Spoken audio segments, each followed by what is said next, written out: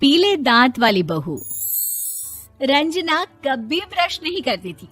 उसे कितनी बार उसके माँ बाप ने डांटा, लेकिन उसका कोई असर उस पर होता ही नहीं था, जिस कारण से उसके दांत पीले पीले हो जाते हैं। शादी के बाद अरे बहू, वैसे तो तुझ में कोई कमी नहीं है, पर तेरे दांत इतने पीले कैसे हैं बेटा? कैसे मतलब? कोई सर्जरी थोड़ी ना कराइए। वो तो क्या नाम, मैं ब्रश नहीं करती थी तो पीले हो गए। अब क्या करूं? आप कहें तो लाल करवा लूं या फिर काले? यार ये क्या है, क्यों माँ से लड़ रही हो? लड़ रही हूँ?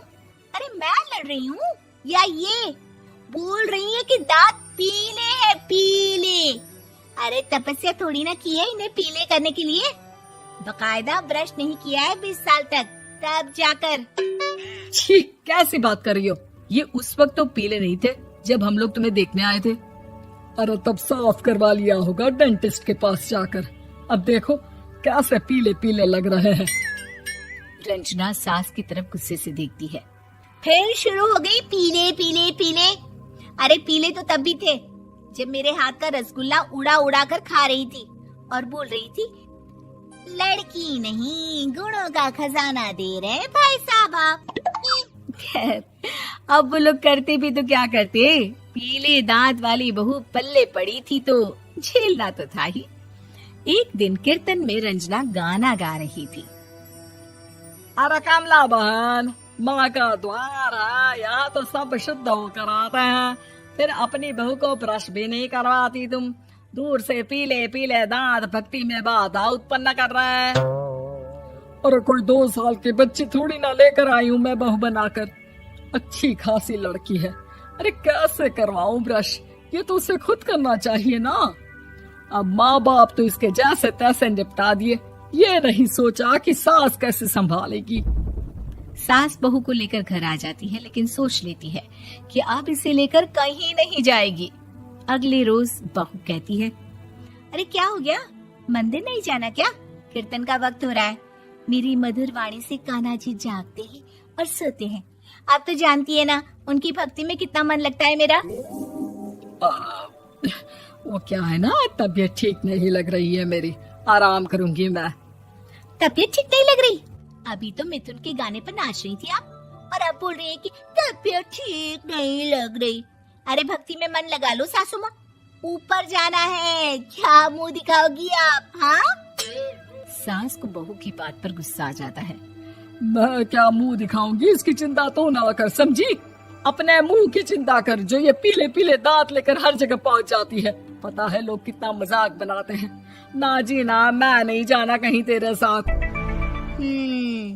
तो ये बात है, कोई ना, मत जाओ, मैं अपने कमरे में ही बैठकर भक्ति कर लूंगी।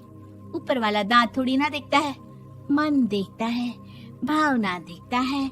और अरे बस बस, तू सब कुछ दिखा, बस ये सफेद चमकदार दांत ना दिखाना किसी को, है? जा यहाँ से। बहू को सास की बात का कोई फर्क नहीं पड़ता, वो तो जैसी थी वैसी ही रह जाती है। सुबह नहाकर किचन में खाना बनाना, फिर खाना खाना, कीर्तन भजन करना और सो जाना। एक दिन, माँ जी मैं सहेली के घर जा रही हूँ, शाम को लेट आऊंगी। हाँ हाँ तो जाना, मैंने कौन सा तेरी आरती करनी है घर पर बैठकर। रंजना सहेली के घर जाती है, जहाँ वो पार्टी में जाने की तैयारी कर रही होती है। अरे शिखा, कहाँ जाने की तैयारी कर रही है? मैं गलत वक्त पर आ गई क्या? अरे नहीं यार, उल्टा सही वक्त पर आ गया।